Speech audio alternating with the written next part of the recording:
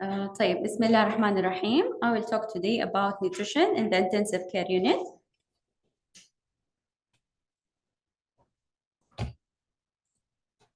طيب, our outlines today will be how to choose the route of feeding, when to start feeding, early feeding versus delayed feeding, the energy and protein requirements, monitoring the nutrition therapy, and finally, we will talk about nutrition management for ECMO patients.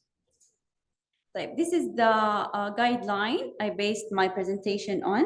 It's the ESPEN, not ASPEN. This is a reviewed guideline published in 2023. So the methodology of this guideline was the present practice guideline on the ESPEN guidelines on clinical nutrition in the ICU patients. The original guidelines was developed according to the standard operating procedures using the Scottish Intercollegiate Guideline Network. The literature was searched and graded according to the evidence, and recommendations were created and graded into 4 classes: A, B, 0, and GPP. I will explain it, in the next slide. All the recommendations were agreed in a multi-stage consensus process, which result in a percentage of agreement. So A, at least one meta-analysis systematic review or RCT rated as 1 double plus and directly applicable to target population. B, body evidence including studies rated as 2 plus, directly applicable to the target population, or a body of evidence including studies rated as 2 plus, directly applicable. 0 evidence level of 3 or 4. Extrapolated evidence from studies rated as 2 plus or 2 plus, and GPP is a good practice point, recommended based practice on the clinical experience of the guideline developing group. So in the clinical, for the clinical nutrition in the ICU, first of all, we prefer to start oral nutrition if possible. If the patient can't use his mouth to eat, then this is the perfect route for choosing the feeding for the patient. If no, then we will see if there's any contraindication to start enteral nutrition, okay? So if there is no contraindication to start enteral nutrition, then we will go for early enteral nutrition. If there is a contraindication, then we will see if this patient is malnourished or no. If he is malnourished, then we will go directly for early parenteral nutrition. If no, the patient is not malnourished, then we will no need to start early nutrition for this patient, okay? If there is any contraindications to start enteral nutrition, then we will see if the patient can take parenteral nutrition totally. خلاص بعد كده نكمل على parenteral nutrition, or we can start we can start enteral nutrition choosing the route of administration, either NG, OG, PIC tube, or jejunostomy tube. We will see the energy and protein requirement for the patient, and we will see if there is any substrate we need to add to the formula we selected, and then we will see the monitoring of the patient. Is he tolerating the feeding or no? Sorry. For the enteral nutrition, it is for the enteral nutrition in the critical ill patient. If all patients staying in the ICU for 48 hours, all are considered at risk for malnutrition. So all patients are in ICU we need to do for them nutritional screening and put a plan as early as possible for these patients. So if the patients will stay more than that, then these are considered, as I said, at risk for malnutrition, and we will consider early feeding for this patient. So as I mentioned before, if these patients can take orally, we'll go for oral feeding. If no, then we will see enteral or parenteral according to the situation of these patients. For early medical nutrition therapy, early enteral feeding will go if the oral intake is not possible. or the early nutrition within 48 hours in critically ill adult patient should be performed, initiated rather than delaying the entrance. So if the patient upon admission he cannot take orally, then we will go for early nutrition. If the oral intake is not possible, early nutrition within 48 hours should be preferred over the parenteral nutrition. Patients who will take early nutrition we should perform early nutrition in the following cases. If the patient is receiving ECMO, patient with traumatic brain injury, patient with stroke, patients with spinal cord injury, patient with severe acute pancreatitis, after gastrointestinal surgery, patients after abdominal aortic surgery, patient with abdominal trauma, patient with neuromuscular blocking agent, patient on prone positions, and patient with open abdomen, regardless of the presence of bowel sound, unless bowel ischemia or obstruction is suspected, and patient with diarrhea.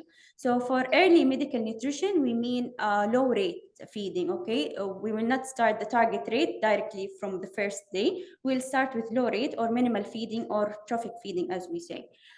For the patient with early parenteral nutrition, it depends on if the patient cannot take orally or enterally and the patient is malnourished, then we will directly go for parenteral nutrition. Or if the patient cannot reach the full dose of enteral nutrition in the first week. So we tried, but the patient is tolerating only small amounts of the enteral nutrition, we will go for supportive parenteral nutrition to reach our target within the first week of the admission to the ICU. So now we will talk about the delayed medical nutrition therapy. For the patients who have contraindication to start enteral nutrition will be delayed in these following cases. If the patient is in shock and uncontrolled, or the hemodynamics and tissue perfusion goal are not reached, then we will not start feeding for this patient, and we prefer to delay the feeding. If the patient is a case of uncontrolled, life-threatening hypoxemia, hypercapnia, or acidosis, also we prefer to delay the feeding for these patients. Patients suffering from active upper gastrointestinal bleeding, where enteral nutrition can be, whereas enteral nutrition can be started when, if the patient is bleeding, we cannot start. Once the bleeding is stopped, then we can start the feeding for these patients. If the patient have high output intestinal fistula, then also we will not start feeding. If the patient have abdominal compartment syndrome, and if the gastric residual volume or gastric aspirate volume is above 500 ml for the 6 hours, then we will stop the feeding. We will not start feeding for this patient, and we prefer to delay the feeding for them. If the patient have receiving therapeutic or hypothermia and increase the dose after rewarming, we will start low rate for feeding. And then if the patient reached the warming condition, then we can increase the feeding gradually for this patient. Patient with enteral abdominal hypertension without abdominal compartment syndrome, we can start low rate of feeding for them. And in the patient with acute liver failure, when acute immediately life-threatening metabolic derangement are controlled, then we can start also a low rate of feeding for these patients. Also, the patient who deemed to be at high risk for aspiration, we prefer to start post-pyloric, mainly jejunostomy feeding. So we will to try to avoid aspiration for these patients. We also in the ICU, continuous feeding should be used rather than bolus feeding. And for gastric access should be used a stand approach to initiate the enteral feeding. It is mainly the preferable route to start OG or NG, unless there is contraindication to use the stomach, then we will go for other routes. So if the patient have gastric feeding intolerance and not solved with prokinetic agent, we prefer to start post-pyloric feeding to reach the requirement for these patients.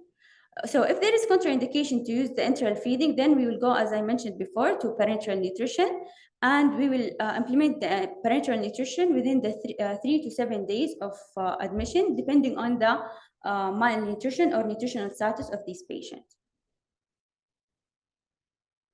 So, regarding the energy and protein targets for this patient, first of all, we will determine the energy requirement. If the indirect calorimetry is available, it is the gold standard to use for caloric counting for this patient. If not, then we will go for quick methods or other ways to use.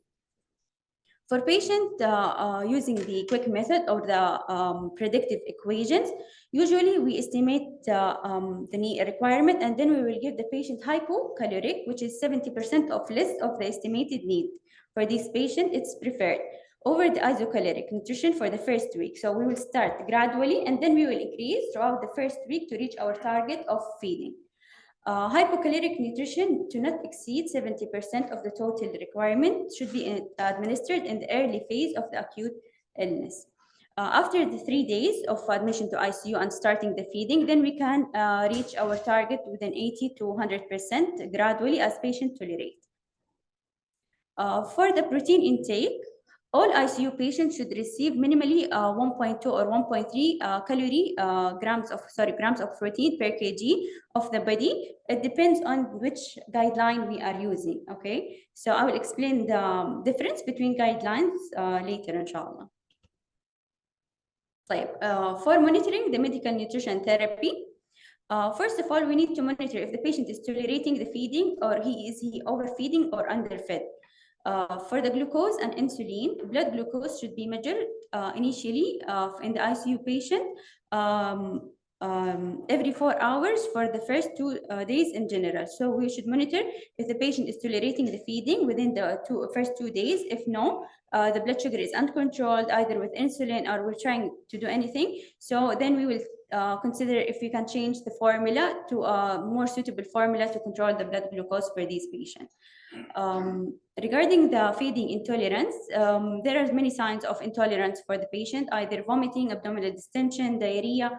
We should consider medications. If the patient is on medication that might cause diarrhea for the patient, or the patient have C. diff infection or anything, we should eliminate all the causes, and then we will go for the feeding cause.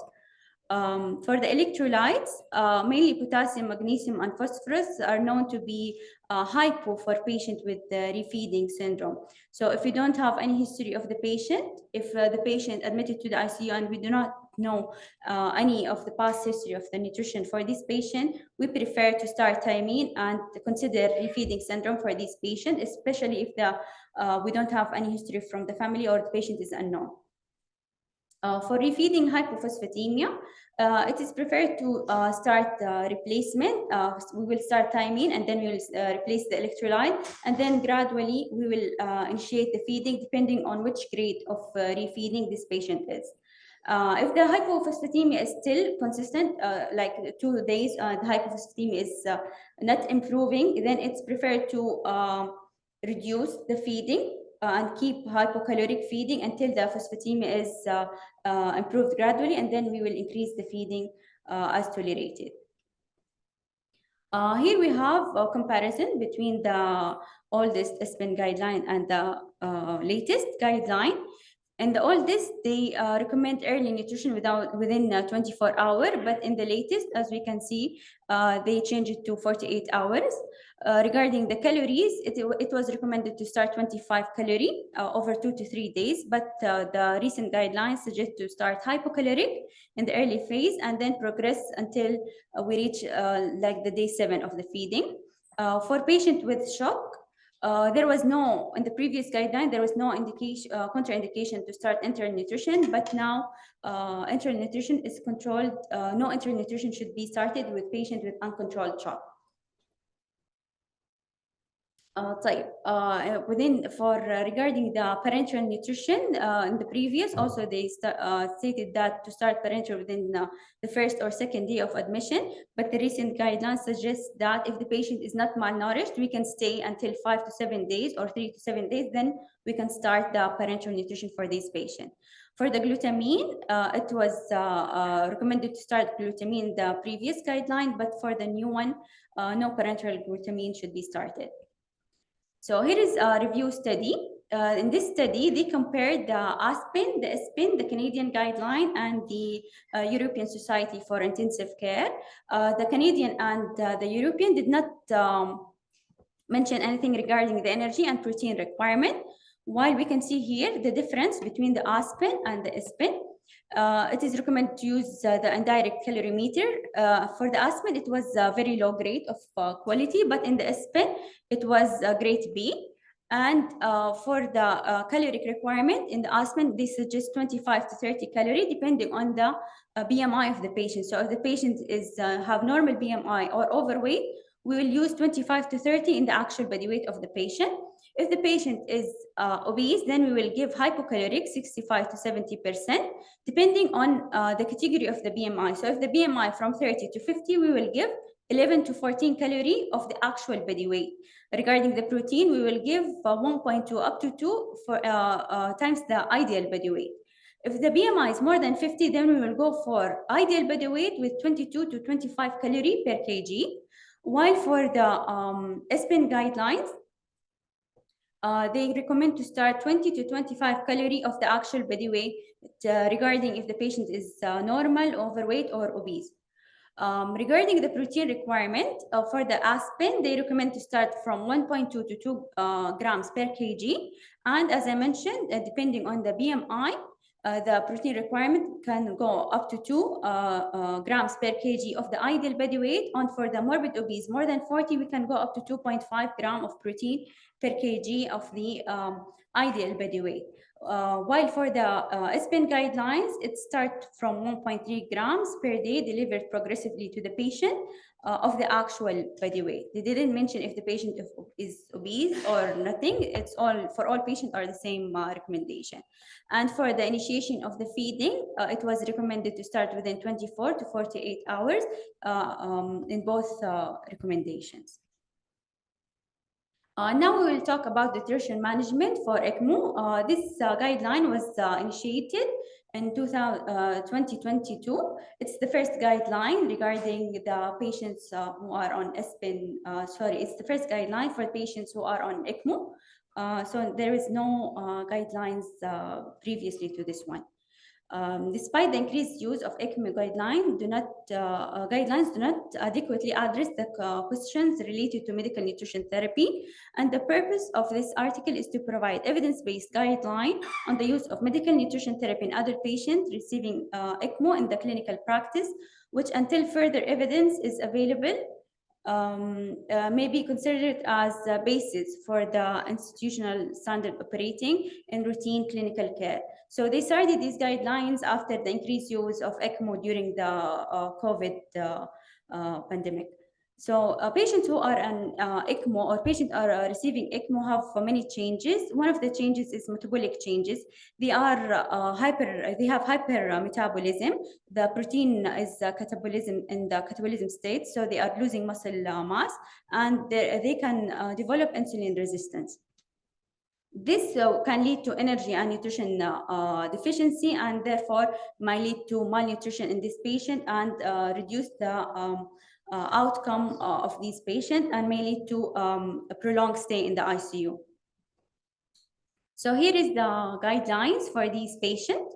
All patients, as I mentioned before, should be screened in the ICU. Either we use the NRS or Nutrix score, depending on the institution you are in. But we usually in King Abdullah Medical City, we use the NRS 2002. And we will see if the patient is, all patients are at high risk of malnutrition. So we will we will calculate the energy and protein requirement according to these patients. It depends on the lab results, depends on the disease, if the patient have comorbidities or no, and depends on the weight of the patient. So the caloric requirement or the caloric goal for these patients, as I mentioned before, the indirect calorimetry is the gold standard. But in this research, they mentioned that if the patient is on VV ECMO, then the indirect calorimeter can have a slight error result because of the oxygenation, and then we will not depend on the indirect calorimeter. We can mention we will depend on the quick method or the equations to calculate the requirement for this patient. So for the caloric requirement, we will give 25 calories per kg of the body weight. If the patient is normal body weight or overweight, we will multiply by the actual body weight. If the patient is obese, we will use the adjusted body weight for this patient. Regarding the route, it depends on the patient. As I mentioned before, if we can use the stomach or no, we prefer to start enteral nutrition. Once we can start, we will start the enteral nutrition. The difference in these patient or patient with ECMO is initiation the enteral nutrition during hemodynamic stability. If the patient is stable, then we will start feeding. Also, if the patient is stable while using high dose of vasopressor, also we can use we will start enteral nutrition for this patient gradually, hypo feeding. We will start trophic feeding, and then we will increase gradually depending on the tolerance of the patient. Okay. So, and the other patient or patient not on ECMO, if the patient is on vasopressors or unstable, we will not start feeding until the vasopressors are low dose, then we can start. For this patient, we can start feeding, no problem, but we will start gradually and monitor the tolerance for this patient. Regarding the protein intake, it is recommended to start at least 1.3, and if the patient are on CRRT, we can elevate the protein up to 2 grams per, we can elevate the protein up to 2 grams per kg, depending on which type of dialysis the patient on. For the formula we usually use the standard formula, 1:1 calorie per ml. If the patient need to be on caloric dense or volume restricted, then we will go for concentrated formula, 1.5, 1.2, or even 2 calorie per ml, depending on the situation of the patient. If the patient is on enteral, but we cannot reach our target, then it's okay to use supportive PPN or supportive TPN to reach our requirement, because as I mentioned, the patient is on catabolic state. For the nutritional adequacy, we will depend on the gastric residual volume if the patient is tolerating, because these patients we cannot elevate the bed more than 30 degrees. So we will see if the patient is tolerating or not, we can increase the formula accordingly. If not tolerating or we cannot reach our requirement, then we will go for supportive PPN. Other diseases or other complications related to this patient, like GI intolerance or the blood glucose is uncontrolled, we will depend on the insulin if needed, and we will monitor the patient if he need to change the formula or no. And as I mentioned, it depends on the ECMO type. If it's VV ECMO, then we will not use the indirect calorimeter. What are the barriers for enteral nutrition and what are the consequences that we are feared of? If the patient is unstable hemodynamically, then GI ischemia can be something to consider. We will monitor the patient for any signs of intolerance. If the intestinal, if there is intestinal malperfusion, then bacterial translocation can occur. Good intestinal perfusion, then we may consider splanchnic steel. If therapeutic anticoagulation are there, then risk of GI bleeding is considerable. If the patient is receiving sedation, then GI dysmotility is also considerable. So we will think about the gastric motility for this agent. And of course, the frequent interruption of feeding will lead to malnutrition. So please, physicians, we don't need to interrupt the feeding as for procedure or anything, unless the procedure is خلاص, for sure we will do it. So what is our approach to reduce the gastric intolerance and to improve the nutrient delivery for this patient? First of all, the volume-based feeding. If the patient was MPO, for example, 4 hours, 3 hours, then we need to compensate this feeding for the 3 hours to the other hours of the day. But the maximum we can reach 150 ml per hour. So the basic idea من الموضوع إن إحنا حنشوف how much the patient did not receive and نقسمها على بقية الساعات حق اليوم عشان البيشنت ياخذ الفول requirement during this day. Of course, this method have advantage in the patients who are hemodynamically stable. It's not for patients who are at risk of refeeding or patients have feeding intolerance or other complications. Consider post-pyloric feeding in a patient with gastric feeding intolerance or fail to respond to prokinetic agent. So we will increase the feeding gradually to reach the target volume. Also safe in patient with prone position, as I mentioned before. We will monitor the gastric residual volume. We will elevate the head of the bed 30 degrees and use concentrated formula may assist to increase the nutrition intake and reach our target as soon as possible for these patients. And we will monitor the GI intolerance, and we will monitor if there is any signs of ischemia or GI bleeding. Gastrointestinal care for use of early enteral nutrition in patients with ECMO. We will try to avoid a prolonged nutrition deficit where it's anticipated the patient will recover, and we will continue to use prokinetics if needed to help with the motility of the intestine. Finally, take-home message. The indirect calorimeter is the gold standard method to determine the requirements for ICU patient.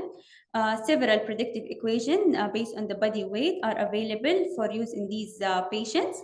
Resting energy expenditure is influenced by various parameters related to individual patient, necessary treatment, and the evolution of the disease. And the predictive equation may result in overfeeding or underfeeding for these patients, so we should monitor the patient on daily basis. For ECMO patient, it is simple. Just think about the nutrition. We'll screen the patient, and then we will determine the energy and protein requirement for this patient, choose the route of the feeding, and then we will monitor and optimize and reevaluate the feeding throughout the journey of the ECMO. And we will see what changes do we need to add for these patients to tolerate and reach their requirement as soon as possible. These are my references, and thank you.